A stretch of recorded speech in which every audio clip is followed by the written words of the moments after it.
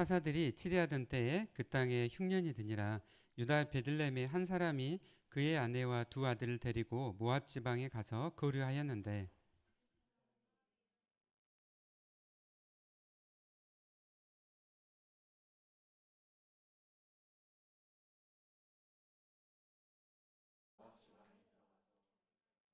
나오미의 남편 엘리멜렉이 죽고 나오미와 그의 두 아들이 남았으며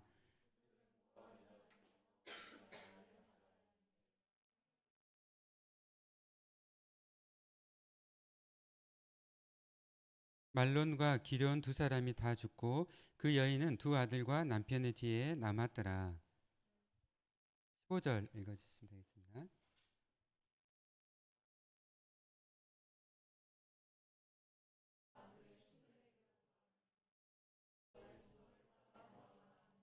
루시 이르되 내게 어머니를 떠나며 어머니를 따르지 말고 돌아가라.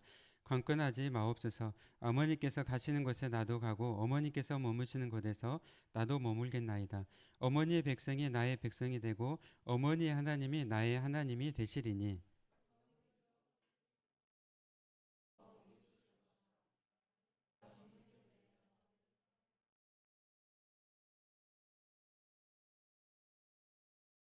나오미가 룻이 자기와 함께 가기로 굳게 결심함을 보고 그에게 말하기를 그치니라.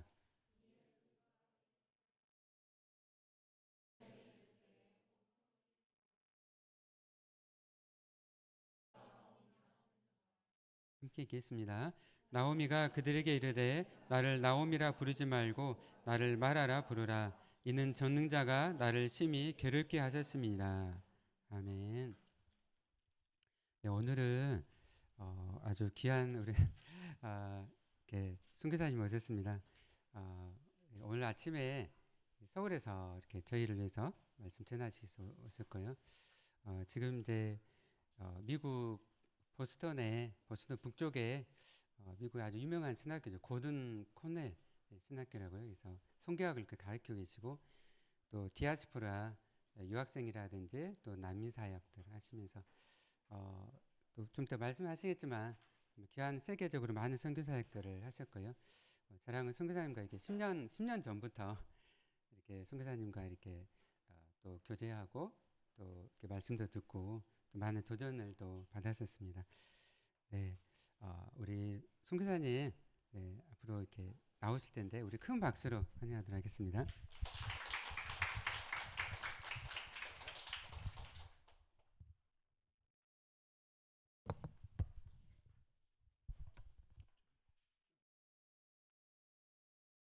예, 우리 다시 한번 옆에 계신 분들에게 주님의 은혜가 함께 하시길 원합니다. 한번 축복해 주시겠어요? 네, 네, 여러분 정말 만나서 반갑습니다. 혹시 제가 질문 하나 드리고 싶은데, 좀 의료 쪽에 나는 관련돼 있다 하시는 분 한번 손 들어 주시겠습니까? 의료 쪽에, 네, 좋습니다. 저는 비의료인입니다. 의료 관련이 없습니다. 한번 손 들어 주시겠어요? 네, 감사합니다. 거의 뭐 한 반반 정도 되신 것 같습니다. 네, 감사합니다. 예, 저는 안성호라고 하고요. 국제선교단체 OMF에 소속된 선교사입니다. 잠시 후 저의 사역과 삶에 대해서 나누도록 하고, 먼저는 김 목사님께서 저에게 50분을 주셔서 30분은 제가 말씀을 가지고 같이 설교를 하고 나머지 20분은 저의 선교 나눔을 해서 총 50분을 활용을 하도록 그렇게 하겠습니다. 자, 여러분들 오늘 같이 룻기를 전반적으로 잠깐 살펴보기를 원합니다. 여러분, 성경은 총 66권입니다.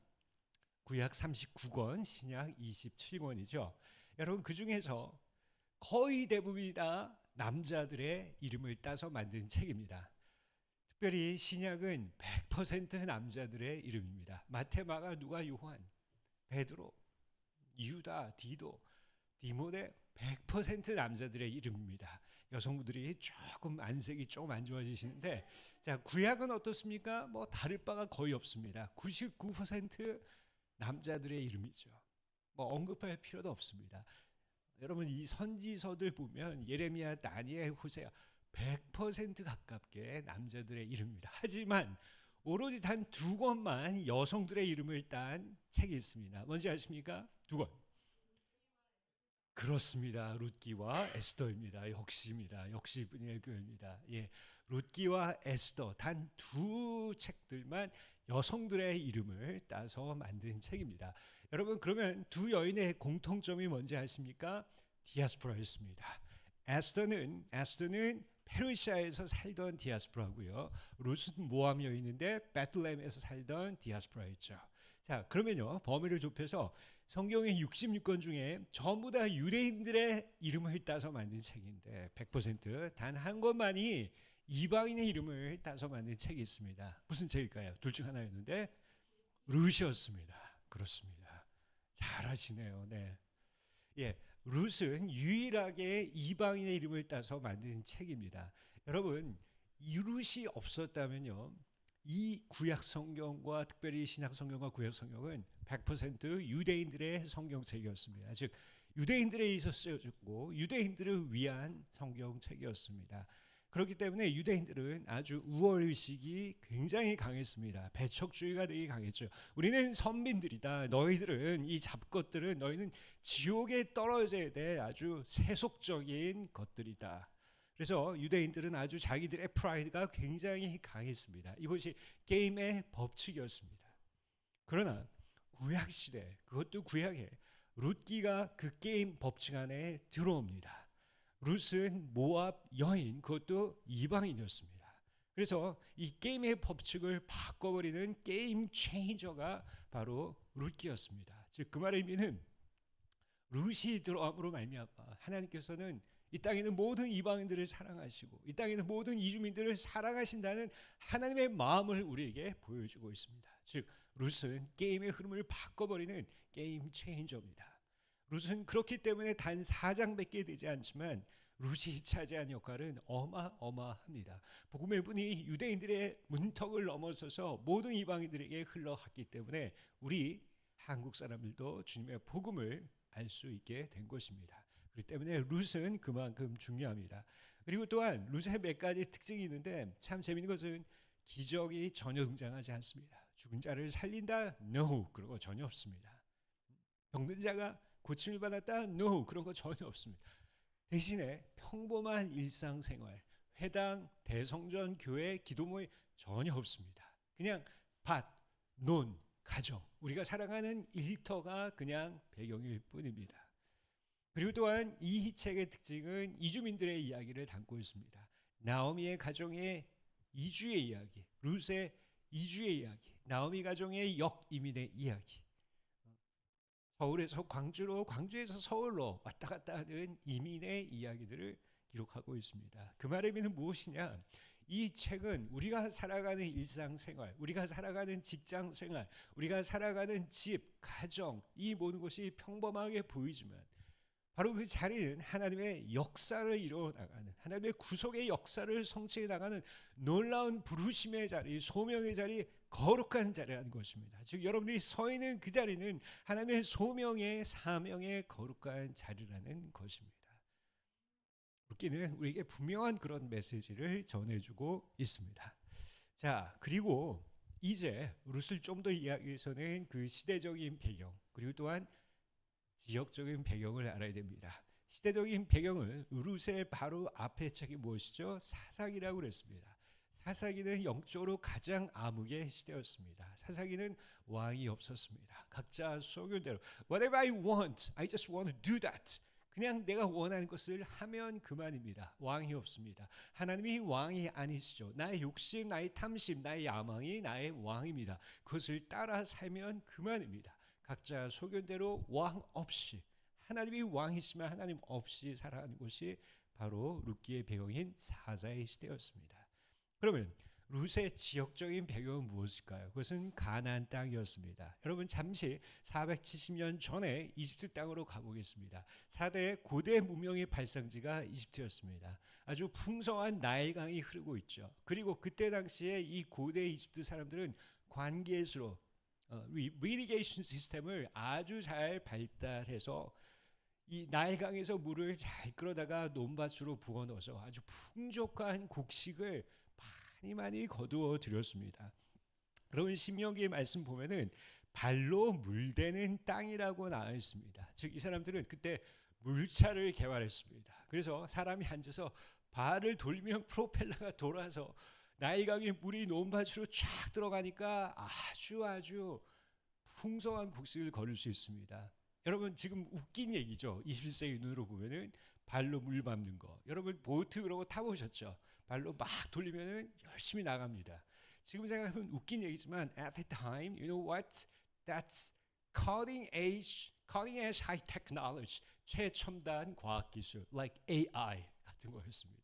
그래서 고대 이집트는 아주 문명이 발달했고 문자가 발달했고 과학 문명이 발달한 그런 나라였습니다. 매우 풍족한 땅이었죠. 하지만 하나님은 이스라엘 백성을 거기다 두지 아니하셨습니다. 470년의 광야의 여정을 거쳐서 2주의 여정을 거쳐서 하나님은 가나안 땅 약속의 땅에 그들을 두셨습니다. 약속의 땅은 애굽 땅과 전혀 달랐습니다.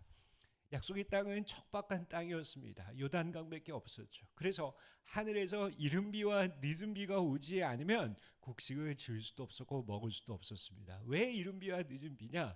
이른 비, 가을에 비가 와야 됩니다. 땅이 딱딱하다 보니까 비가 내려서 땅이 말랑말랑해질 때 비로소 파종을 할 수 있습니다. 자, 그리고 나서 그게 전부 다가 아니죠. 이제 늦은 비, 봄에 비가 와줘야 이 파종한 씨가 자라서 비로소 곡식을 먹을 수 있는 땅이 바로 가나안 땅이었습니다. 즉 인간의 관점에서는, 인간의 사이드에서는 최선을 다해서 일을 합니다. 하지만 그것으로 충분하지 않죠. 하나님께서 그 위에 은혜의 비, 늦은 비와 이른 비를 내려주실 때, 즉 인간의 노력과 하나님의 은혜가 만날 때 비로소 아름다운 열매를 거두는 그 훈련을 받는 곳이 바로 가나안 땅이었습니다. 그렇기 때문에 하나님은 이집트 땅에 두지 않았습니다. 하나님은 그들을 트레이닝시키기 위해 하나님 나라에 들어오는 백성으로 살기 위해서 끊임없이 주님의 은혜를 구하며 최선을 다해서 노력을 하는 그러한 가나안 땅으로 인도해 주셨습니다. 그래서 이 땅 가운데 룻기의 배경에 시대적 배경은 사사기, 왕이 없는 소견대로 행하는 시대, 지역적 배경은 바로 가나안 땅이라는 것을 여러분이 꼭 기억해 주셨으면 좋겠습니다. 자, 그러면 룻기에 세 명의 중요한 주인공이 등장합니다. 첫 번째는 룻이죠. 두 번째는 나옴이고 세 번째는 보아스가 등장하게 됩니다. 자, 그러면 먼저 나오미의 첫 번째 주인공을 살펴보도록 하겠습니다. 우리 다시 한번 1장 2절을 다시 한번 읽어보겠습니다. 1장 1절과 2절인데 1장 1절을 먼저 읽어보도록 하겠습니다. 시작. 사사시대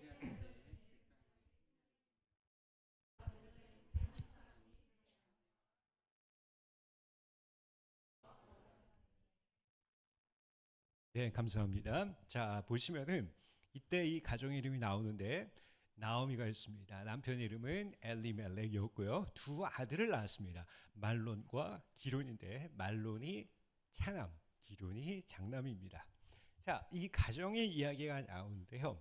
이 가정은 어떠한 특징들이 있었냐면 첫 번째는 부유한 사람들이었습니다. 1장 21절에 보면 이들이 풍족했다고 나와 있습니다. 즉 곡간에 곡식이 많이 쌓여져 있는 풍족한 부자였습니다. 그리고 또한 그들의 이름이 매우 좋습니다. 엘리멜렉은 여호와는 나의 왕이시다. The Lord is my king. 아주 좋은 이름이었습니다. 나오미는 하나님은 나의 기쁨이다. The Lord is my pleasure. 그렇죠? Lord is my king. Lord is my pleasure. What else you need? 아주 좋은 부부의 이름인 것을 알 수 있습니다. 그리고 또한 그들은 부자였습니다. 그런데 이 땅 가운데 1장 1절에 흉년이 닥칩니다. 왜 하나님께서 흉년을 보내셨습니까? 왜 하나님께서 하늘의 문을 닫으셨을까요? 그것은 이스라엘 백성들이 하나님을 찾지 않고 여호와를 구하지 않고 어떤 우상 숭배에 빠졌기 때문에 하나님께서는 그들에게 고난을 주셔서 다시 하나님과의 친밀한 관계를 회복하기 위함인 것이었습니다. 그 말의 의미는 하나님께서 흉년을 하늘의 문을 닫으셨다는 의미는 Return to me, 나에게 돌아오라는 하나님의 강력한 사랑의 메시지였습니다. 하지만 엘리멜렉의 가정, 나오미의 가정은 그들의 이름은 하나님은 나의 왕이십니다. 여호와는 나의 왕이십니다. 였지만 그들의 삶은 자기 마음대로 소견대로 행하였습니다.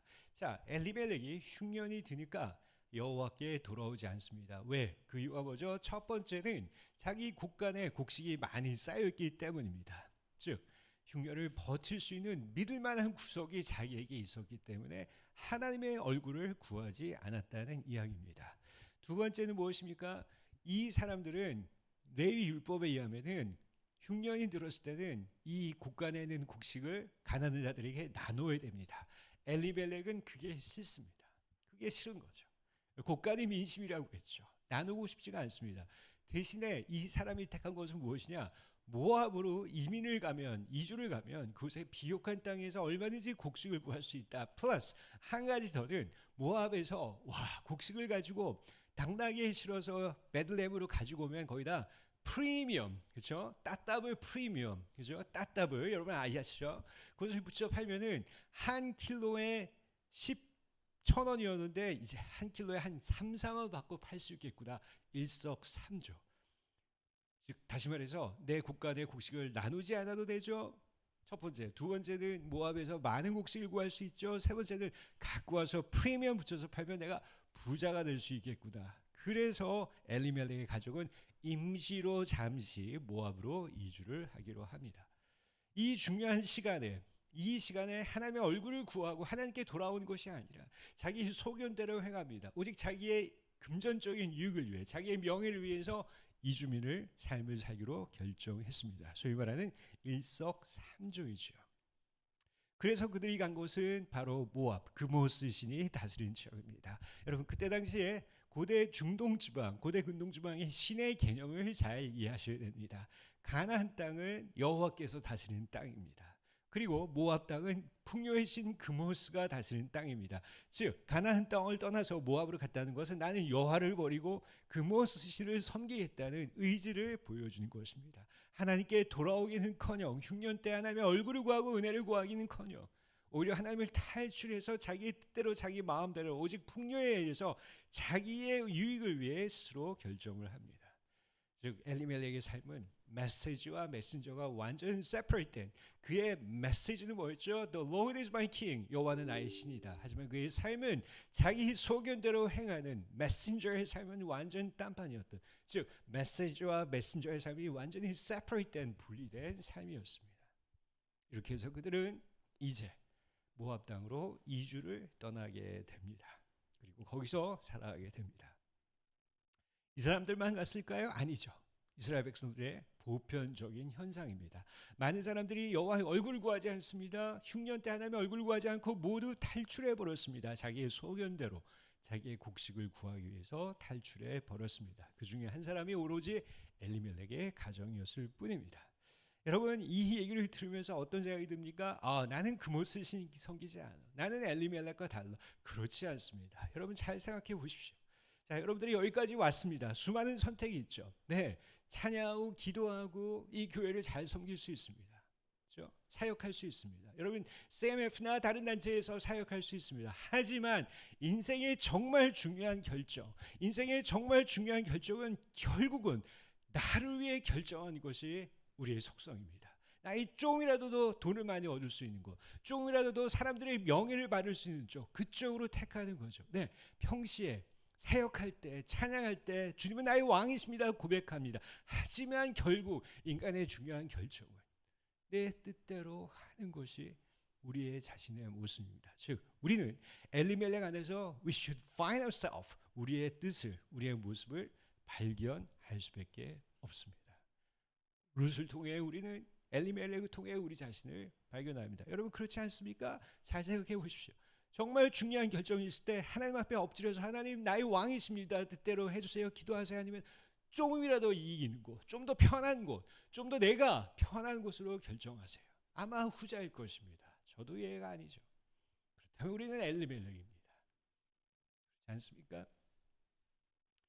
자, 그렇다면 우리 사랑의 하나님, 추적자 하나님, 나오미를 사랑하는 하나님, 나오미를 통해 놀라운 구속의 역사를 이루길 원하는 하나님, 하나님은 나오미를 어떻게 하셨을까요? 우리 계속해서 같이 읽어보도록 하겠습니다. 자, 사사기 1장 3절과 4절을 읽도록 하겠습니다. 룻기 1장 3절과 4절의 말씀을 읽도록 하겠습니다.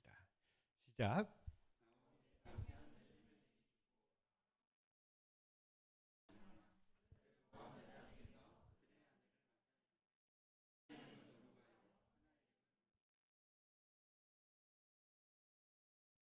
네, 그렇습니다. 자, 엘리멜렉이 죽었습니다. 그토록 악착같이 제사를 모았는데 하나도 누리지 못하고 죽어 버렸습니다. 이어서 거기서 끝났을까요? 아닙니다. 하나님은 첫 번째 사남인 말론을 삶도 데려가셨습니다. 그리고 이어서 기론의 삶도 데려가셨습니다. 무슨 의미가 있습니까? 여러분, 우리 삶 가운데 우리가 어떤 것을 의지하고, 우리가 하나님의 얼굴을 구하지 않고 어떤 것을 의지하고 어떤 것을 더 사랑하고 어떤 것을 더 예배한다면 하나님 우리 삶 가운데 엘리멜렉을 걷어가십니다. 하나님 우리 삶 가운데 말론을 걷어가십니다. 우리 삶 가운데 기론을 걷어가십니다. 여러분의 엘리멜렉과 말론과 기론은 여러분들의 여자친구나 남자친구가 될 수도 있고, 여러분들의 학위가 될 수도 있고, 여러분들의 어떤 금전적인 걸 수도 있습니다. 하나님 그것을 걷어가실 수 있습니다. 왜 그럴까요? 여러분, 사람은요 하나님을 평상시에 찾지 않습니다. 등 따시고 배부르면 하나님을 찾지 않습니다. 인간이 하나님을 찾을 때가 언제입니까? 나의 모든 삶의 모든 것이 무너져서, 모든 것이 파괴되어지고 떠나고 사라지게 되고 브레이크 아웃 돼서 인간이 바닥으로 떨어진 그때, 하나님 왜 내 주변에 아무것도 없을 때, 그 바닥에 떨어질 때 비로소 그 바닥에서 하나님을 찾기 시작합니다. 그 바닥에서 하나님을 만나기 시작합니다. 즉 인간이 하나님을 찾는 데는 바로 바닥입니다. 왜 그렇게 했을까요? 하나님은 우리의 모든 삶의 모든 것들을 거두셔서 우리를 하여금 다시 하나님을 사랑하고 하나님의 은혜 앞에 하나님의 소망 가운데 두는 삶을 살 때, 그것이 인간의 가장 큰 축복인 것을 아시기 때문에 하나님은 그것을 거두어 가실 수 있습니다. 하나님은 우리를 병약하게 하셔서 우리를 강건하게 하십니다. 하나님 우리를 비우게 하셔서 우리를 채우고자 하십니다. 하나님 우리에게 병약하게 하셔서 죄악의 병약함으로부터 우리를 떠나게 하십니다. 하나님은 우리를 파괴시키셔서 죄의 파괴로부터 우리를 구출해 주십니다. 하나님 우리를 수치스럽게 하셔서 죄악의 수치로부터 우리를 구원해 주십니다. 하나님은 언제나 우리를 징계하실 때 두 손으로 하십니다. 하나님의 한 손으로 우리를 파괴시키고 하나님 우리를 괴롭게 하시고 고난 가운데 하시고 우리를 병약하게 하십니다. 하지만 그 다른 손으로 하나님께서 우리를 부욕케 하시고 우리를 자유케 하시고 우리를 다시 세워서 하나님과의 깊은 관계, 오직 하나님만을 예배하는 관계를 위해서 하나님은 두 손으로 우리에게 엘리멜렉과 말론과 기론을 거두어 가십니다. 그 결과 어떻게 됐습니까?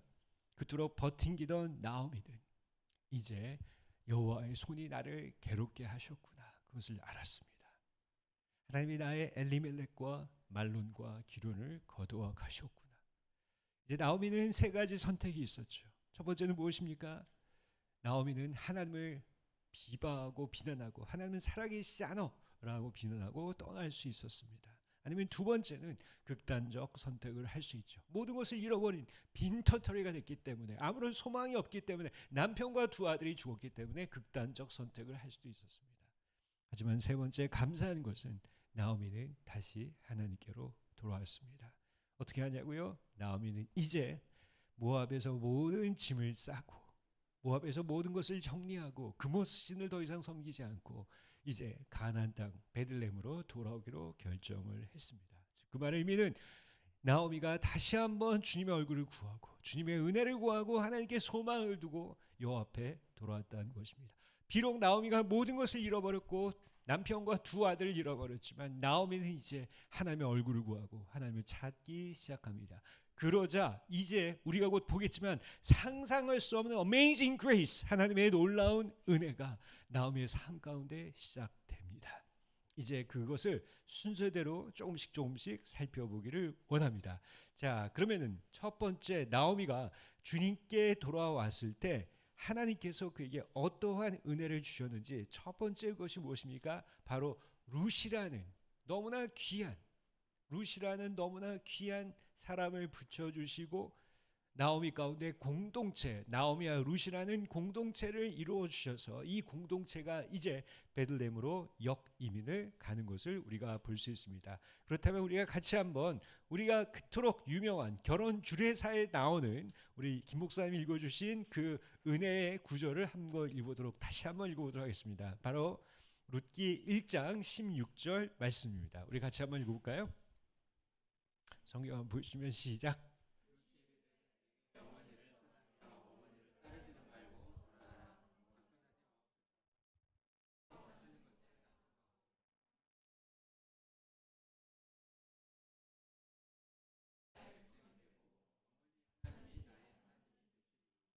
네, 그렇습니다. 자, 이제 나오미는 바닷 가운데 하나님의 얼굴을 구합니다. 하나님, 주님의 은혜만이 저를 살립니다. 하나님만이 나의 소망이십니다. 하나님 얼굴을 구합니다. 그 간절한 마음으로 바닥에 엎드려 주님의 얼굴을 구하기 시작합니다. 그러자 이제 드디어 나오미가 깨달았습니다. 하나님께로 돌아가는 것이 나 인생의 베스트의 길이구나. 그래서 다시 하나님께로 돌아가기 위해서 그동안은 내가 내 마음대로 역이민을 왔다면 이제 하나님의 뜻을 구하면서 하나님께로 돌아가기 위해서 하나님의 인도하심을 따라 역이민을 가게 됩니다. 즉 그 말의 의미는 하나님이 왕이심을 고백합니다. 이전까지는 메시지와 메신저가 완전히 separate, 분리된 삶이었습니다. 하지만 이제 나오미는 바닥을 통과하면서 그 고난을 통과하면서 주의 얼굴을 구합니다. 그러자 하나님의 은혜가 하나님의 왕되심을 고백하게 됩니다. 즉 메시지와 메신저가 통합되는 아름다운 사건들이 발생하게 됩니다. 그러자 어떻게 됐습니까? 하나님은 나오미에게 새로운 정체성, new identity, new chapter, new hope, 새로운 소망을 주십니다. 그게 무엇입니까? migrant missionary, 바로 이주민 선교사로 그녀의 삶을 사용하셨습니다. 그래서 그 주변에 가장 가까운 자기의 며느리이자 과부였던 룻이 주님께로 돌아오게 됩니다. 오늘 이 말씀을 보시면은 룻이 어머니를 붙잡기로 결정합니다.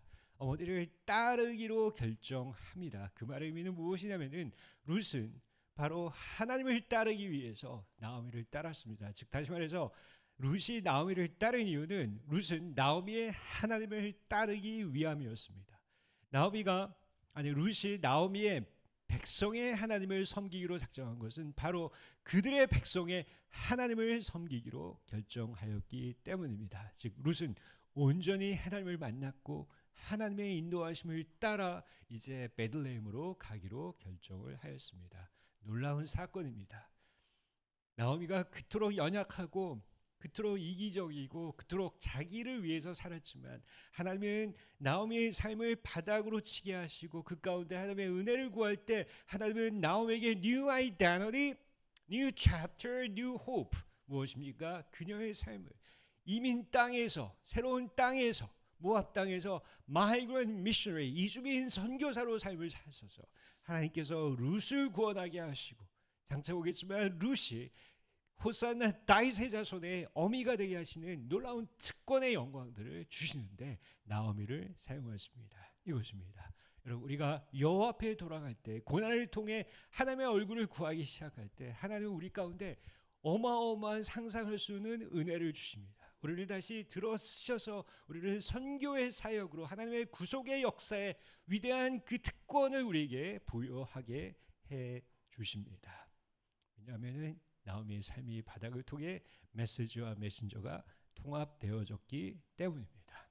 그러므로 나오미는 자기의 뜻을 따라 이민을 갔지만 결국 하나님은 나오미로 하여금 더 주님을 깊이 알게 하기 위해서 모압 땅으로 이끌어내신 것을 알 수 있습니다. 어쩌면 여러분 중에 서울 땅에서 여러분 공부를 위해 이곳에 온 사람이 있을지 모르겠습니다. 여러분을 위해서 왔죠. 하지만 하나님께서 이 땅 가운데 와서 공부하게 하신 이유는 하나님을 더 깊이 알게 하기 위해서 여러분에게 새로운 정체성, 새로운 chapter, 새로운 소망을 주기 위해서 이 땅 가운데 부르신 줄 who knows, 누가 합니까?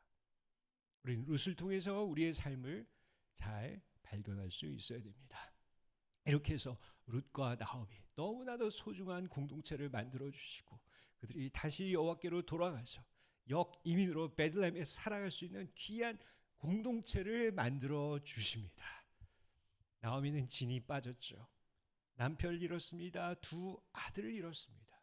할머니가 됐습니다. 아마도 폐경이 된 것처럼 보입니다. 어떤 힘이 있습니까? 하지만 하나님은 룻을 인도해 주셔서 공동체로 살게 하셔서 이제 룻이 베들레헴 땅에서 나오미의 역임인 룻의 이민의 땅에서 바로 이제 나오미를 부양할 수 있는 그런 일꾼으로 섬기게 하십니다.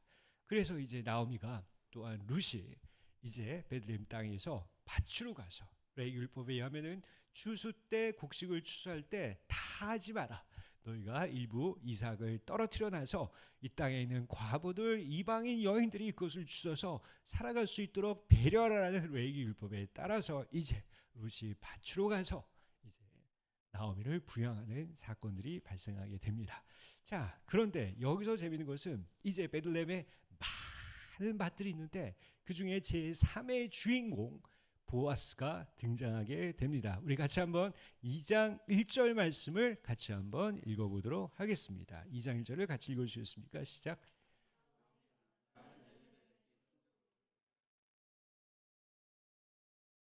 그렇습니다. 여기서 보아스가 등장하게 됩니다.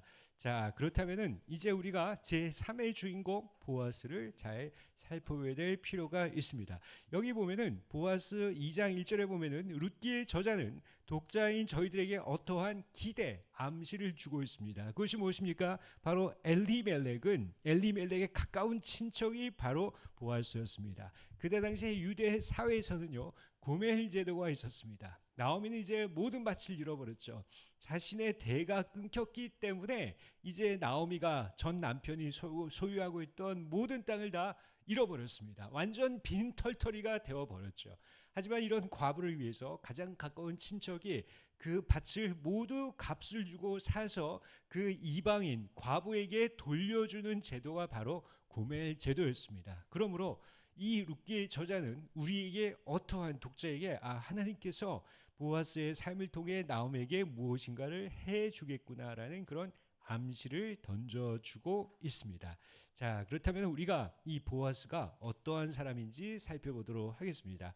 아까 말씀한 것처럼 첫 번째 보아스는 엘리멜렉의 가장 가까운 친척이었습니다. 그렇기 때문에 보아스는 나오미의 잃어버린 땅을 모두 다 사서 돌려주고 나오미의 며느리였던 룻과 결혼할 수 있는 자격이 있는 사람이 바로 보아스였습니다. 그리고 또한 두 번째는 보아스는 무엇이냐면요, 부자였다고 나와 있습니다. 2장 3절에 보면은 많은 밭 중에 한 밭에 이제 잠시 보겠지만 룻이 들어왔다고 나와 있습니다. 즉 보아스는 밭이 굉장히 많이 소유하고 있었던 굉장한 부자였다는 사실을 우리가 알 수 있게 됩니다. 그렇기 때문에 10년의 흉년 동안에 보아스는 아마 많은 타격을 입었던 것으로 볼 수 있겠습니다. 세 번째는 무엇이냐? 보아스는 믿음의 사람, 하나님의 은혜를 구하는 사람이라는 것을 알 수 있습니다. 왜 그렇습니까? 보편적인 엘리멜렉과 같은 사람들은 10년 동안 흉년 때 전부 다 탈출했습니다. 탈출해서 자기의 소견대로 행해서 곡식을 구하러 모압과 암몬 땅으로 탈출해 버렸고 돈을 벌기 위해서 모압과 암몬 땅으로 탈출해 버렸습니다. 하지만 그 중에 일부의 사람들은 이 흉년이 하나님께 온 메시지인 줄 알고 그 땅바닥에 엎드렸습니다. 그 흉측한 땅 가운데 엎드려서 하나님의 얼굴을 구하며 죄를 통곡하며 회개하며 하나님의 은혜를 구하는 역대하 7장 14절 말씀처럼 내 입으로는 내 일코는 내 백성이 스스로 겸비하여 하나님의 얼굴을 구하면 그 땅을 고치겠다는 그 말씀을 순종해서 그 땅을 떠나지 않고 간절하게 그 땅에 버티며 하나님의 은혜를 구하는 사람들이 있었습니다. 그 사람 중에 하나가 누굽니까? 보아스죠. 그 땅을 떠나지 않았습니다. 버텼습니다.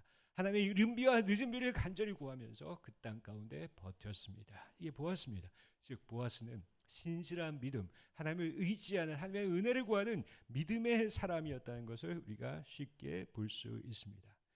자, 그 증거가 나와 있죠. 여러분 룻기 2장 4절에 보면은 보아스가 일꾼들에게 나아갑니다. 그리고 나서 일꾼들에게 이야기하죠. Lord be with you. 하나님이 너와 함께 하시기를 원하노라.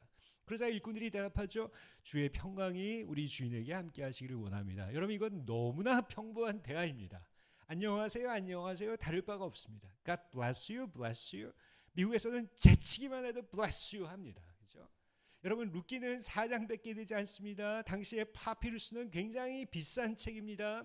그렇기 때문에 이 4장의 평범한 대화를 담을 스페이스가 없습니다. 가장 중요한 사실들만 select, 골라서 담은 책이 룻기입니다. 그러면 이러한 지면에 아까운데 이런 평범한 대화들, 하나님이 함께 하시길 원합니다. 주와 함께 하길 원합니다. 이게 왜 들어왔을까요? 사람은요, 자기 마음의 중심에 stirred up 쌓인 것을 말한다고 예수님은 말씀하셨습니다. 예를 들어서 여러분들이 K-드라마 재밌는 걸 봤습니다. 그러면 숙모임, 구역 모임 할 때 뭐합니까? 친구들에게 얘기하죠. 너 그거 봐야 돼. 너 그거 봐야 돼. 누가 물어봤냐고. 너 그거 봐야 돼. 마음속에 너무 큰 임팩이 있으니까 자꾸 말하는 거예요. 그렇죠? 보아스는 마음의 중심에 하나님의 은혜가 있는 사람이었습니다. 그러니까 일꾼들을 만날 때 갑질하지 않고 자신의 종업원들에게 주님의 은혜가 임재가 함께하길 원합니다. 보아스는 정말 은혜의 사람이었다는 그 증거를 룻기의 저자는 의도적으로 우리에게 보여주고 있는 것입니다. 그러지 않고서는 왜 이것을 삽입을 했을까요? 자, 이와 같이 보아스는 하나님의 은혜를 아는 사람이었습니다. 그래서 2장 8절에 보면 네 번째는 보아스는 사회적인 약자를 돌보았습니다. 2장 8절에 보면은 여성들을 많이 고용했습니다. 여자 이주민들을 많이 고용했죠. 여러분 생각해 보십시오. 여러분이 주인이라면은 힘센 남자들에게 월급을 주고 고용해야 됩니다. 같은 월급이라도 남자들은 훨씬 더 많은 아웃풋을 낼 수 있습니다. 즉 가성비가 훨씬 높죠. 하지만 여자들을 고용하면, 이방인을 고용하면 커뮤니케이션은 안 되고 조그만 소출밖에 얻을 수 없습니다. 하지만 보아스는 알았습니다.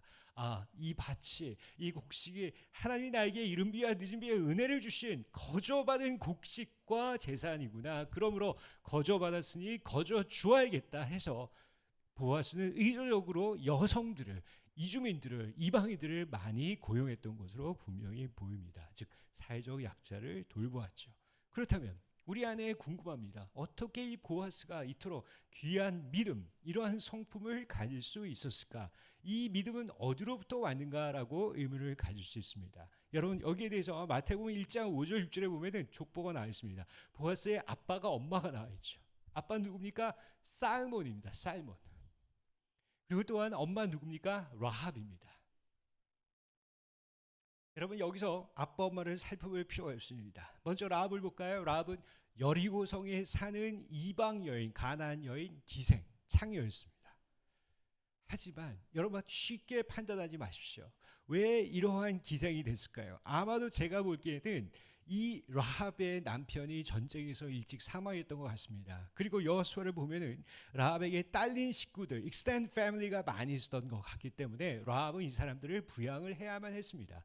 그러면은 라합이 노예가 되거나 라합이 다른 곳에 팔려가면 이 사람을 누가 먹여 살립니까? 라합은 어쩔 수 없이 기생의 일을 할 수밖에 없었던 것으로 보입니다.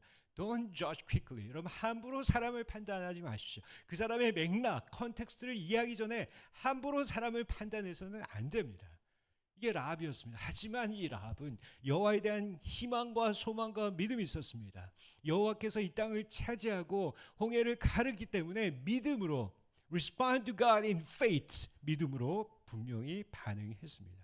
라합은 믿음의 여자였습니다. 그렇기 때문에 히브리서 야고보에서는 하나님은 라합을 믿음의 여성으로 칭찬하셨습니다. 이 믿음이, 그 DNA가 바로 자신의 아들인 보아스로 흘러 들어온 것으로 보입니다. 그러면 이제 아빠는 어땠을까요? 아빠는 분명히 살몬인데 성경에는 전혀 나와 있지 않습니다. 그러나 우리가 분명히 추론해 볼 수 있는 것은 이것입니다. 이제 여호수아가 여리고성을 점령하기 위해서 2명의 정탐꾼 스파이를 보냅니다. 자, 2명을 선발했죠. 몇 명 중에 600만 명의 군인 중에 2명을 선발했습니다. 이거는요 최정의 특수부대입니다. 아무나 뽑았겠습니까?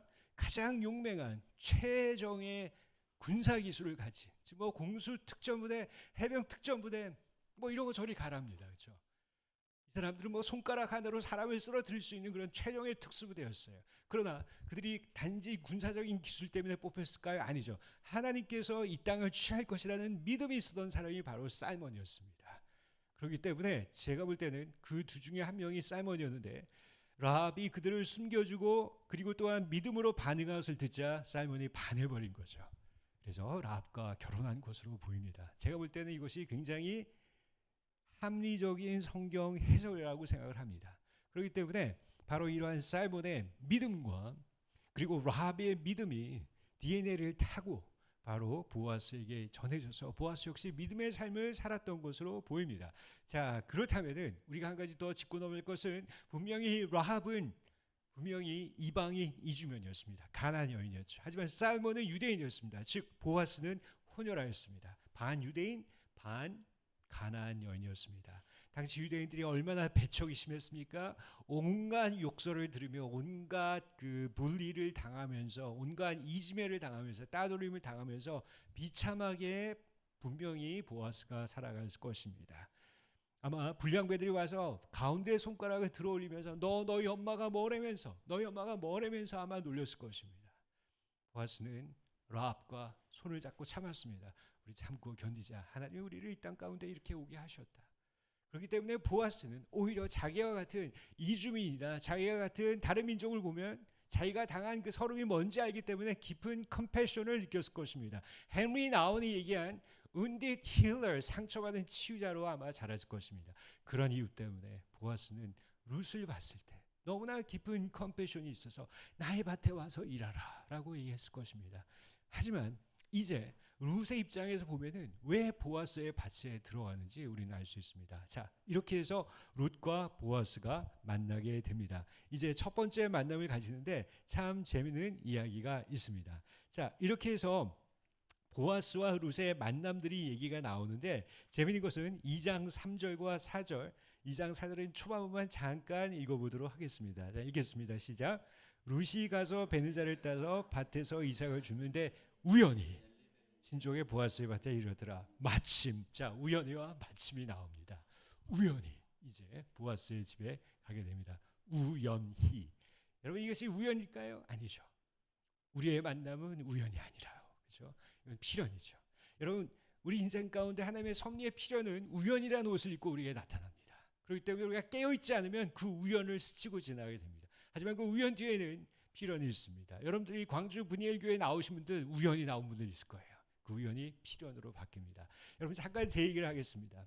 제가 잠시 후 나누겠지만 제가 자동차 엔지니어로 일을 하다가 주님의 부르심을 따라 싱글 선교사로 중앙아시아에서 선교를 했습니다. 그때 카자흐스탄에서 미션 컨퍼런스가 열렸습니다. 그때 제가 이제 코디네이터인데 한국에 와서 젊은 청년들을 동원해야 될 필요가 있었습니다. 그래서 예수전도단 YM 화요 찬양 모임에 제가 가서 이 미션 컨퍼런스에 대해서 제가 얘기할 기회가 있었습니다. 프레젠테이션을 했죠. 많은 청년들이 참석할지어다라고 홍보를 했습니다. 그러자 한 자매가 저를 찾아왔습니다. 그래서 이 자매가 너무 익사이팅해서 제가 어떻게 참석할 수 있을까요? 그래서 그때 제가 말씀드렸죠.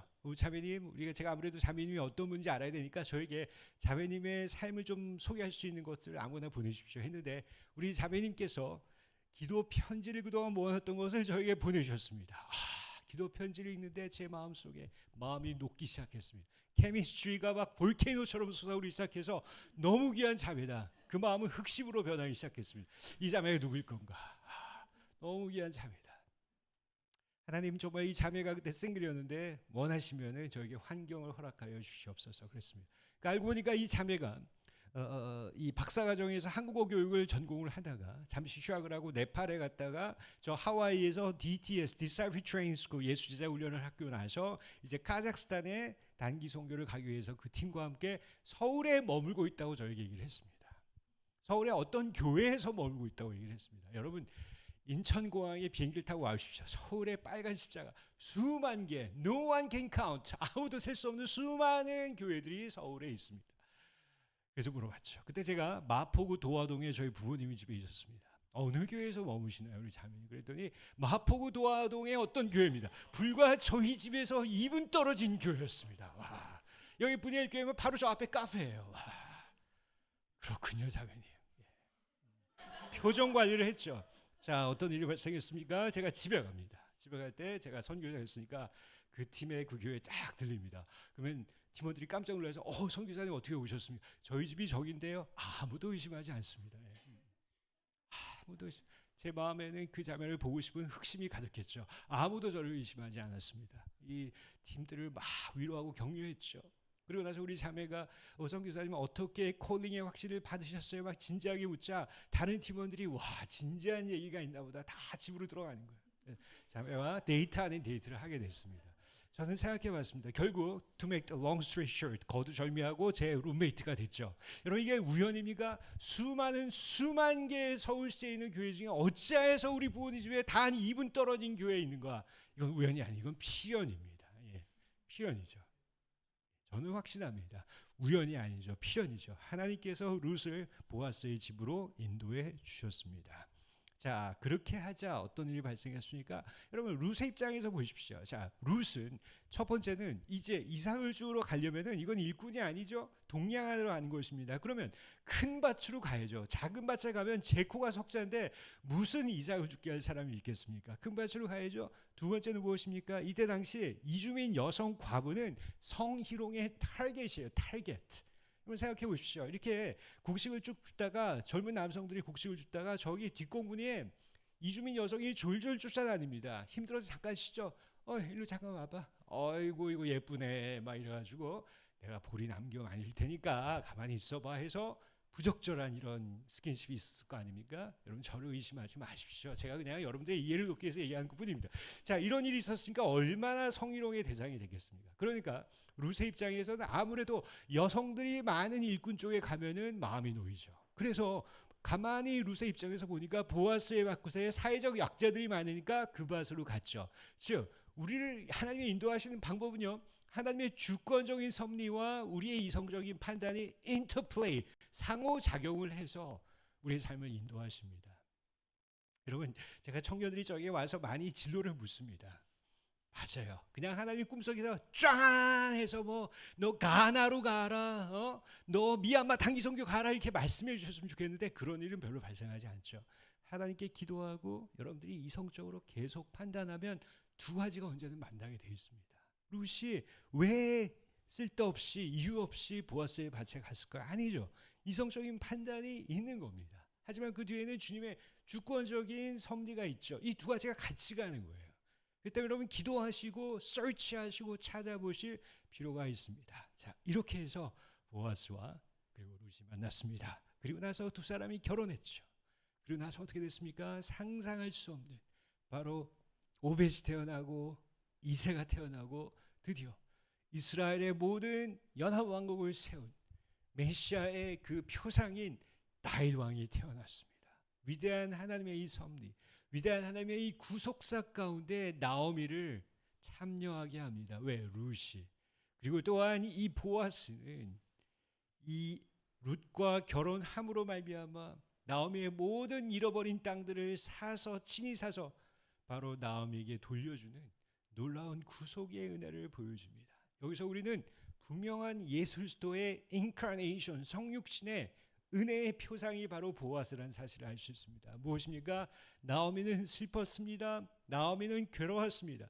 모든 생명을 잃어버렸기 때문에 슬펐습니다. 하지만 보아스는 그 안으로 들어가서 자신이 아들이 되어주고 자신이 룻과 결혼함으로 말미암아 오벳이라는 새로운 생명의 잉태의 기쁨을 주었습니다.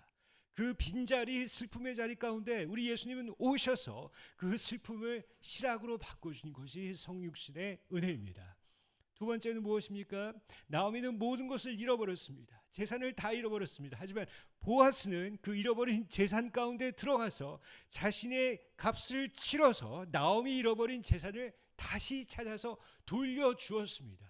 그렇기 때문에 예수 그리스도의 성육신은 이론적 신학적인 것이 아닙니다. 여러분의 비움의 자리, 여러분의 잃어버림의 자리, 상실의 자리, 아픔의 자리, 고난의 자리 가운데 보아스처럼 들어오셔서 여러분의 아픔을 기쁨으로 바꿔주신 것입니다. 여러분의 비움을 체험으로 만들어주신 것, 이것이 룻기의 목적입니다. 즉 룻은 구약의 복음서라고 할 수 있습니다.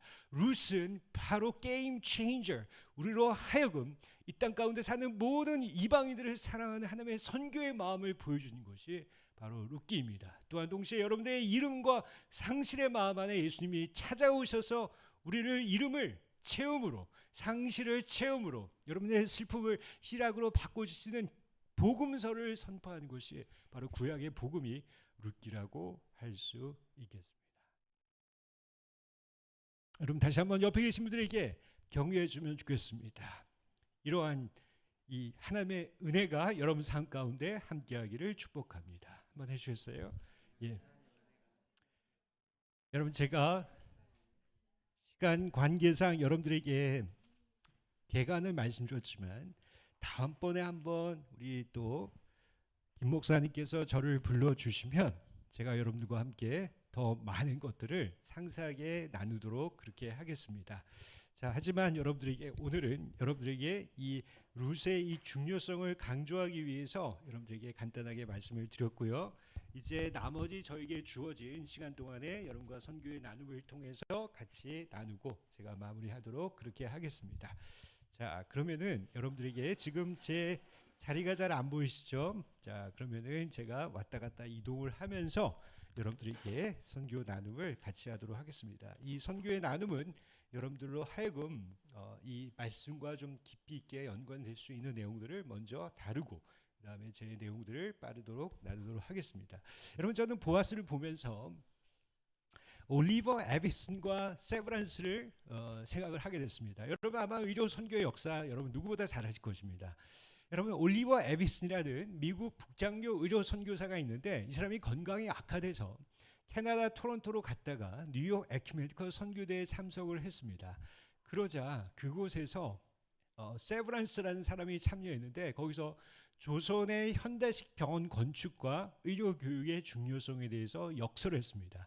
이때 세브란스가 마음의 감동을 받아서 자그마치 1만 5천 달러를 에비슨에게 기부했습니다. 그리고 또한 이어서 5천 달러를 또 기부했고요. 북장로에게 또 1만 달러를 기부했고 자신의 아들인 존 세브란스가 또 자신의 주치의를 한국의 의료 선교사로 파송했습니다.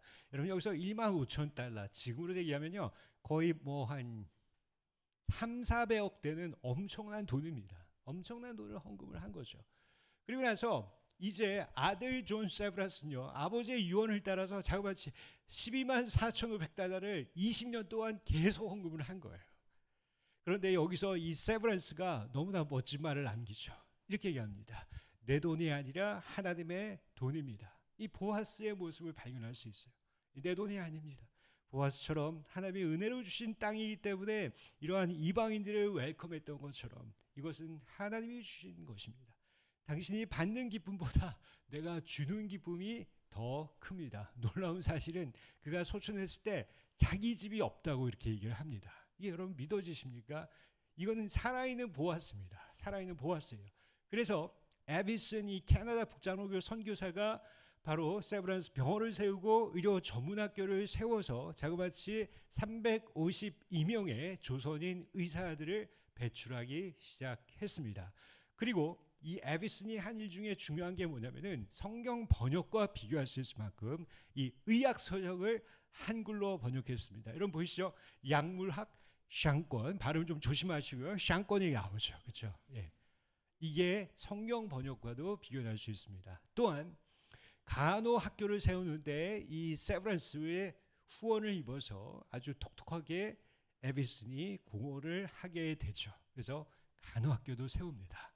그래서 여러분들이 보스턴에 가까운 토론토에 가보시면은 토론토 의과대학에 이 한국에 파송된 선교사를 기념하기 위해서 이 파고다 텀이 세워져 있습니다. 거기에 첫 번째가 바로 올리버 에비슨이 이렇게 등장하게 되지요. 참 아름다운 사람입니다. 그리고 나서 이 사람이 그 아들이 고든 에비슨과 더글라스 에비슨, 고든 에비슨은 아빠를 따라서 의사가 됐는데 북장로교 선교사로 다시 한국에 입국해서 의학 전문학교 부학장으로 섬기게 됩니다. 그리고 토론토에서 죽었지만 유언에 따라 지금 양어진으로 그 묘지를 옮겼습니다. 나는 한국에서 내 묘지가 있었으면 좋겠다. 왔고요. 그 다음에 더글라스 에비스는 전남 광주지에서 농촌 재건 운동을 해서 농업수실학교를 창립했습니다. 지금 양hin교회 앞에 가보면은 에비슨의 동상이 서 있습니다. 주는 것이 받는 것보다 훨씬 더 기쁘다. 우리가 나눌 수 있는 거는요, 하나님의 은혜를 알면 나눌 수 있습니다. 에비스는 자신의 재능을 나눴고 세브란스는 자신의 돈을 나눴습니다. 그렇죠? 보아스처럼 하나님의 은혜를 아는 사람은 이러한 룻을 초대하고 사회적인 약자를 초대해서 환대하고 먹이는 것입니다. 여러분 또한 의료인이라면은 여러분의 재능은 여러분 것이 아니죠. 하나님의 은혜를 알면은 그것을 나눌 수밖에 없게 되는 것이죠. 자, 이와 같이 간단하게 제2의 보아스, 살아있는 보아스를 나눴고요. 그 다음에는 저의 삶을 잠깐 나누도록 그렇게 하겠습니다. 여러분, 저는 사랑하는 한 명의 아내와 두 아들이 있습니다. 네, 첫째 아들은 안유진, made in US, 미국산이고요. 안유찬은 made in UK, 영국산입니다. 제 인생을 한마디로 정의하면 캠퍼스 미션, and business mission and global mission으로 확대할 수 있습니다. 하나님께서 저희 지경을 점차 높여주신 것 같습니다. 저는 한국에서 태어나서 기계공학을 전공하고 대학교 1학년 때 예수전도를 통해서 예수님을 영접하고요. 그 다음에 단기 선교를 열심히 다녔습니다. 하나님께서 얼마나 큰 기쁨을, 복음을 전하는 기쁨을 주신지. 그래서 전문인 선교사가 되기 위해서 석사과정을 마치고 줄기차게 단기 선교를 다녔습니다. 그리고 나서 하나님께 기도한 것은 하나님 저를 해외 주재원, 미전호 종족에 있는 주재원으로 보내주셔서 제가 일할 수 있도록 문을 열어주십시오 했더니 하나님께서 이렇게 자동차 엔진을 만드는 그런 회사로 저를 보내주셨습니다. 저는 줄기차게 간청했습니다. 저를 아프리카 보츠나 공장으로 보내주세요. 터키 이스탄불에 보내주세요. 저는 주재원으로 살고 있습니다. 영국과 미국 관심 없습니다. 보내주세요. 근데 문이 열리지 않았습니다. 하지만 하나님께서 저에게 주신 마음은 이 천연가스 엔진이 공해를 떨어뜨리고 미세먼지를 떨어뜨리는 아주 중요한 엔진이라는 사실을 알았습니다. 즉 제가 일하는 이 자동차 엔진 실험실은 하나님의 선교를 위한 선교 현장이구나. 나의 전문 기술을 통해 하나님의 이 글로벌 워밍을 막을 수 있는, 하나님의 크리에이션 케어를 할 수 있는 중요한 선교지이구나를 깨달아 알게 됐습니다. 오늘 혹시 예배가 끝나고 여러분 자동차 엔진에 이상이 있습니까? 저에게 오십시오. 그럼 제가 안수기도 해드릴 수 있겠습니다. 자, 이렇게 해서 제가 북아프리카에 모로코 왔을 때 하나님께서 이제 저에게 확신을 주셔서 회사를 기쁜 마음으로 사임을 하게 됐죠. 그리고 재충전을 위해서 하와이 코나에 보내주셔서 몇 가지 훈련을 받으면서 귀한 하프타임을 보내게 됐습니다. 그리고 아까 말씀드린 것처럼 중앙아시아의 이슬람 사역을 하면서 그리고 또한 동시에 사랑하는 제 아내를 우연히 만나서 이제 결혼을 하게 됐습니다. 우연이 아니죠? 필연이죠. 네. 제가 사역했던 중앙아시아의 이 위치입니다. 중앙아시아는 보시다시피 중앙에 있는데 이란에도 제가 2번을 갔다 들어올 수 있는 기회가 있었습니다. 우리 예수님의 성육신의 과정을 이어받아서 그들의 옷과 문화를 배우는 그런 성육신의 삶을 살게 되어졌습니다. 그리고 나서 제가 좀 더 좋은 선교사가 되기 위해서 하나님께서 미국에 있는 풀러 세미너리에 신학대학을 보내주셔서 거기서 공부를 하면서 목사 안수를 받고 이런 것 같은 대학 청년들을 섬기는 기쁨을 누리게 되어졌죠. 그리고 나서 중앙아시아로 돌아가려고 했지만 하나님의 계획은 저에게가 달라서 스코틀랜드에 보내주셔서 에딘버러 대학에서 박사학위를 할 수 있는 놀라운 특권들을 저에게 허락하여 주셨습니다. 너무나 감사했죠. 재미있는 것은 이 교회는 존 낙스라는 사람이 16세기에 스코틀랜드 장로교 종교개혁을 시작한 바로 그 교회입니다. 그래서 수많이 많은 관광객들이 열방에서 몰려오는데 오 마이 갓, 여기에 설교 목사가 필요했습니다. 월요일부터 토요일까지 낮 12시부터 12시 반까지 설교 목사가 필요한데 감사하게도 하나님이 저를 세우셔서 열방에 있는 민족들에게 설교를 통해 복음을 전할 수 있는 특권을 주셨어요. 여러분, 스코틀랜드 목사님들이 줄 섰는데 하나님 왜 저를 세우십니까? 제 안에 있는 하나님의 복음의 감격의 기쁨은 하나님이 아시는구나. 너무너무 감사했죠. 자, 그리고 나서 영국의 청년들 그리고 유학생들을 섬기는 디아스포라 사역들을 하게 되어졌습니다. 그리고 OMF 선교단체에 들어가서 동남아시아에 있는 많은 사람들을 섬기고 티칭하고 트레이닝하는 사역을 했고요. 저희는 OMF라는 국제 선교단체에 들어가서 사역을 하게 됐습니다.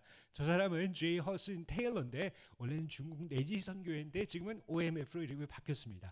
예를 들어서 저희 클래스입니다. 몽골, 중국, 인도네시아, 필리핀, 타이완 너무 재밌습니다. 이들이 공부를 마치고 돌아가면 제가 함께 가서 그들의 교회 사역을 돕고 그들의 교회 개척을 돕는 사역들을 선교사로 하게 되어졌습니다. 한국에서 안신혈을 했을 때 이제 김희영 목사님을 만나서 제가 여기까지 오게 됐죠. 그러고 나서 하나님께서 저를 네덜란드에 보내주셨습니다. 네덜란드에서 제가 한 일은 이 아브라함 카이퍼가 세운 암스테르담 자유대학에서 유러피언들을 티칭하는, 그들에게 선교에 대한 도전을 주고 그들을 트레이닝하는 사역들을 하게 됐습니다. 동시에 이곳에 있는 많은 이주민들을, 난민들을 섬기는 사역들을 하게 되어졌지요. 자, 여기서 끝까지 가는 줄 알았는데 하나님이 저에게 원하시는 것은 여러분과 같은 다음 넥스트 제너레이션에게 이 선교의 바통을 넘기는, 다음 세대를 세우는 사역을 원하셨습니다. 그래서 미국의 보스턴에 학교의 문을 열어주셔서 지금 그곳에서 티칭을 하면서 그리고 또한 난민을 사역을 디아스포라 사역을 하면서 살아가고 있습니다. 그래서 사랑하는 두 아들 얘기를 잠깐 하면은 정말 이들은 전형적인 third culture kids, pastor kids, missionary kids, 선교사 자녀, 목회자 자녀, 제3세계의 아이들입니다. 너무 감사하죠. 제가 제 안에 한 가지 중요한 터닝 포인트가 있었습니다. 저는 이주민 난민들을 볼 때 저는 사역의 대상으로만 생각을 했습니다. 사랑의 대상으로 생각을 안 했죠. 그런데 저희들이 이제 한국의 안시연을 마치고 네덜란드로 갔는데 네덜란드 더치 여기서 Is there anyone who can speak Dutch? 여러분 더치 할 수 있는 사람이 있어요? 없죠. 물어본 제가 잘못이죠. 아무도 없잖아요. 그렇죠? 여러분 근데 두 조그만 동양 아이들 눈이 막 이렇게 찢어진 아이들이 조그만 애들이 가니까 막 놀림을 당하는 거예요. 이만한 더치 애들이 와서 놀림을 당하니까 애들이 나중에 우울증 걸리겠더라고요. 이걸 어떻게 해야 되나 기도했죠. 그런데 암스테르담에 이주민 센터가 있습니다. 여기 모로코 터키 사람들이 많이 있는데 이들의 자녀를 돕기 위한 이주민 센터. 저는 제가 여태까지 이주민 센터에서 그들을 사역의 대상으로 섬겼지 제가 그렇게 되리라고 몰랐어요. 그래서 그 센터 안에 초등학교가 있는데 거기서 더치도 가르쳐주고 그리고 또한 정규 수학이나 영어를 가르쳐주는 정규 과목이 있더라고요. 그래서 제가 두 아이들을 그곳에 보냈습니다. 교사들이 얼마나 친절한지 스쿨버스 태워다주고 먹을 거 챙겨다주고 얼마나 친절한 미소로 우리 아이들을 돌봐주는지 이게 이주민 사역, 난민 사역의 이 중요성이 여기에 있구나. 제가 볼 땐 그들이 말을 하지 않았지만 그들은 크리스찬인 것이 분명한 것 같습니다.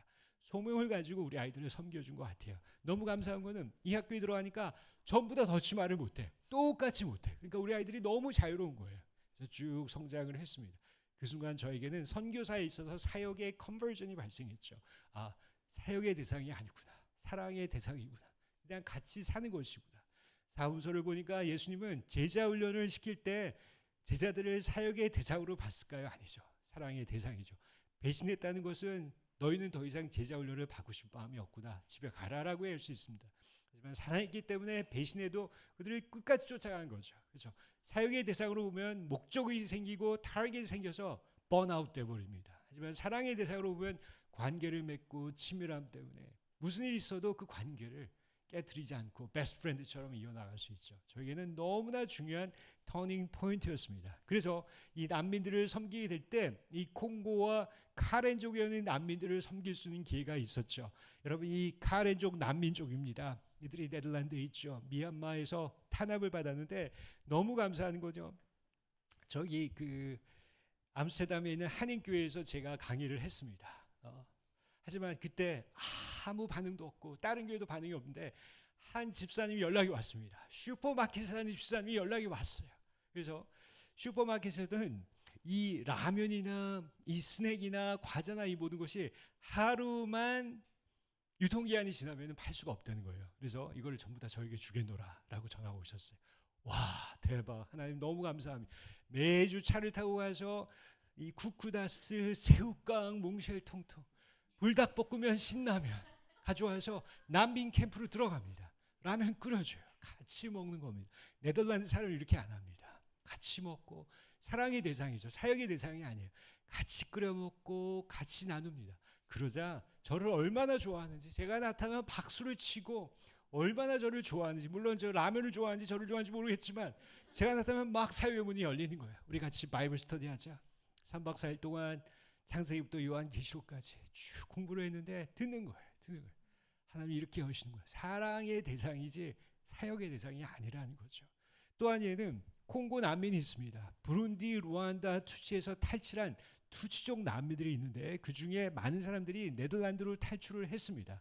이때 폴 무타마라는 형제가 있었는데요. 12살 때 자기가 보는 눈앞에서 그의 누나들이 강간을 당하고 찢어 주었습니다. 쫓김을 당했습니다.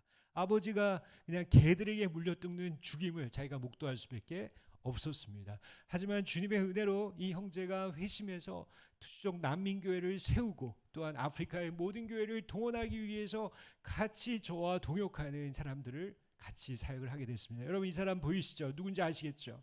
예, 바로 여기 서 있는 사람인데 지금 넘어가겠습니다.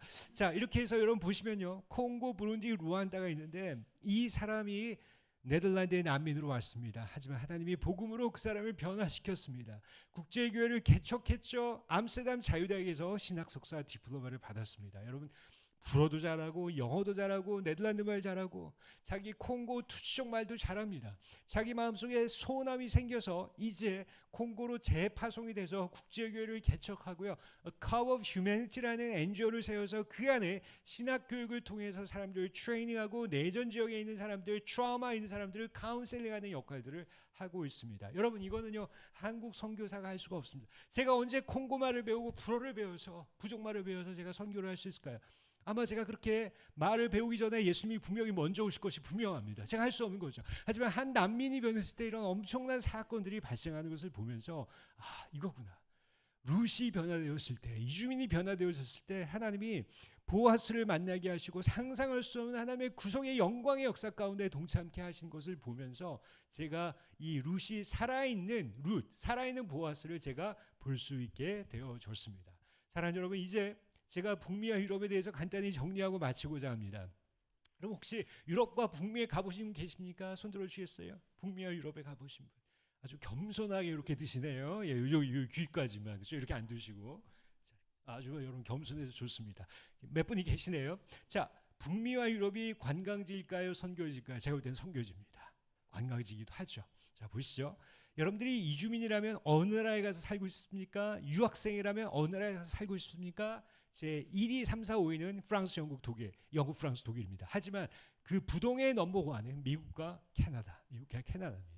수많은 복음을 기다리는 민족들이 북미와 유럽으로 오고 있습니다. 저는 사람을 따라가서 그쪽으로 가고 있습니다. 그들이 빈손으로 오냐? 아니죠. 기독교, 이슬람, 힌두교를 가지고 오는데 탑 1과 탑 2는 기독교와 이슬람입니다. 치열한 영적 전쟁과 치열한 복음의 전쟁들이 일어나는 곳이 북미와 유럽입니다. 하나님이 저를 하여금 그 사람들 따라가라고 해서 저는 따라한 것 뿐입니다. 자, 그러면은 미국의 국제 역사 국적을 볼까요? 중국, 바로 무신론자들이죠. 인도 힌두교들입니다. 넘버 3 한국 사람들이죠. 넘버 4는 사우디아라비아 이슬람들이죠. 캐나다, 타이완 불교신자, 일본 신토이즘, 베트남 불교신자, 터키 이슬람들이죠.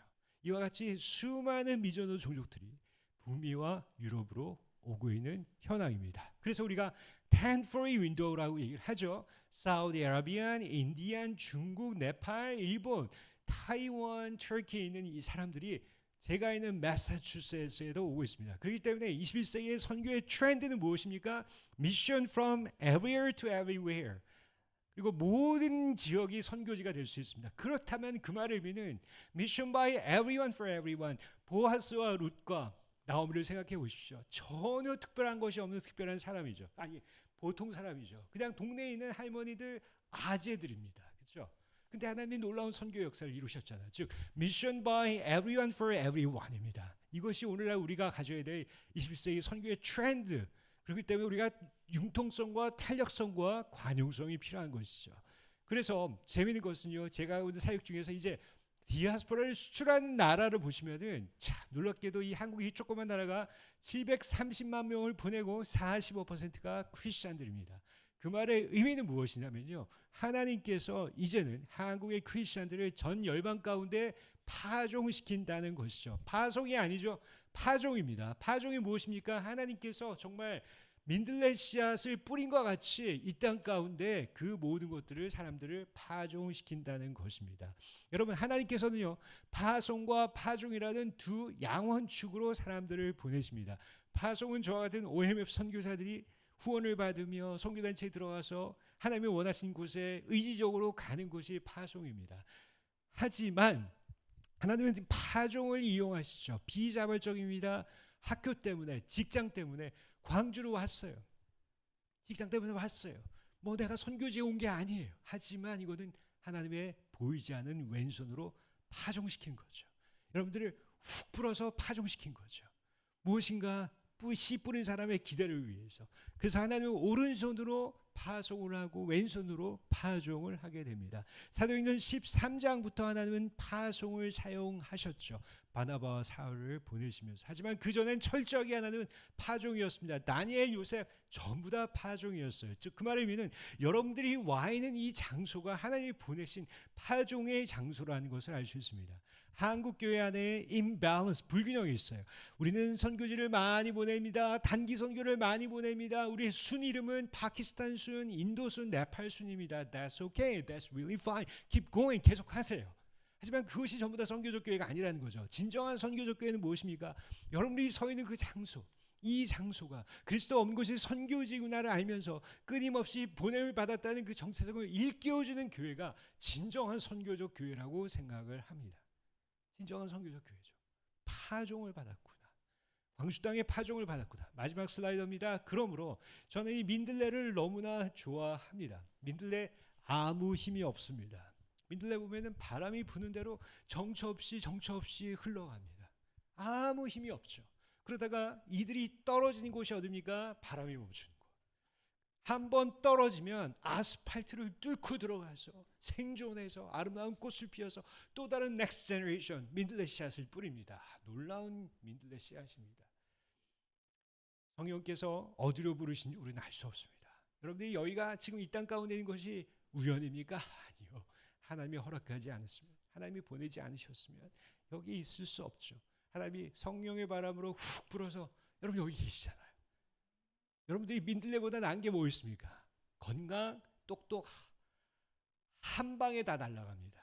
은행장구가 한 방에 빌 수 있고요. 사고 한번 나면 여러분 그냥 병원에 누워 있는 거예요. 저는 그거 많이 경험했습니다. 민들레와 다를 바가 없습니다. 하지만 하나님 우리를 보존하시고 기뻐하셔서 여러분들을 부셔서 파종으로 이 땅 가운데 왔다는 것이죠. 여기서 여러분이 훈련되고 준비되어지면 또 하나님이 훅 부셔서 어디로 갈지 아무도 모르는 겁니다. 주의 선하신 뜻을 따라 여러분들이 이동할 수 있겠죠. 나오미처럼, 룻처럼, 보아스처럼 말이죠. 여러분 이 시간에 기도하고 마치도록 하겠습니다. 여러분 저는 룻과 그리고 보아스와 나오미의 이야기를 살펴보았습니다. 그들은 처음에는 자기의 뜻대로, 잠깐 반주일 수 있나요? 자기의 뜻대로 살았습니다. 하지만 여호와는 나의 왕이십니다라는 이름을 가졌지만 자기의 뜻대로 살았습니다. 하지만 그가 고난과 어려움을 통해 이제 나오미는 룻은 하나님의 인도하심을 따라 왕되심을 인정하며 살았을 때, 다시 역이민을 가고 주님께 돌아왔을 때 이 상상할 수 없는 하나님의 놀라운 역사를 이루어 주셨습니다. 나오미를 이주민 선교사로 사용하셨고 룻을 이주민 선교사로 사용하셨습니다. 하나님의 구속의 역사를 이루시는 영광스러운 특권을 그들에게 부여하셨고, 이어서 다윗이 태어나고 호산나 다윗의 자손 예수에서 태어나는 엄청난 영광에 그들을 참여케 하셨습니다. 하나님은 고난을 통해 우리가 주님 앞에 돌아올 때 하나님은 우리가 상상할 수 없는 놀라운 특권을 주십니다. 그리고 우리를 부셔서 하나님이 가장 기뻐하시는 곳, 선하신 곳에 우리를 인도해 주십니다. 사랑하는 여러분, 우리가 이 시간에 같이 기도하고 싶은 것은 하나님 여호와는 나의 왕이십니다. 하나님 나의 왕이십니다를 고백하며 나의 삶 속의 하나하나 가운데 하나님 나의 왕이 되어 주시옵소서. 어디를 인도하든 무엇을 시키시든 하나님 가장 선하신 분이십니다라고 고백할 때 우리가 상상할 수 없는 은혜를 부어줄 것입니다. 우리가 같이 이렇게 기도하길 원합니다. 기도하겠습니다. 사랑의 아버지 하나님 감사합니다. 분일 교회 불러주시고 함께 해주셔서 감사합니다. 하나님 정말로 우리의 삶 가운데 룻과 같이 나오미와 같이 하나님 앞에 돌아가기를 원합니다. 하나님 내가 나의 마음대로 살았던 인생이었지만, 내가 내 뜻대로 나의 이익을 위해 살았던 인생이지만 이제는 하나님 앞에 돌아가길 원하며 하나님의 얼굴을 구하길 원합니다. 하나님이 정말 나의 왕 되심을 고백하기를 원합니다. 내가 빈털터리가 되고 가진 것이 없지만 하나님의 왕 되심을 고백하기를 원합니다.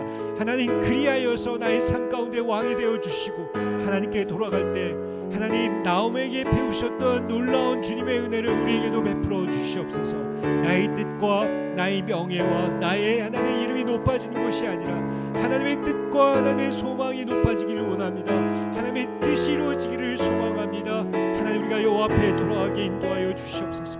이제 우리 삶 가운데 왕이 되어 주시옵소서. 예수 우리 왕이 우리 가운데 오셔서 다스려 주시옵소서. 하나님 그리하여서 내가 가진 모든 것들이 하나님의 은혜인 것을 알게 하여 주시옵소서.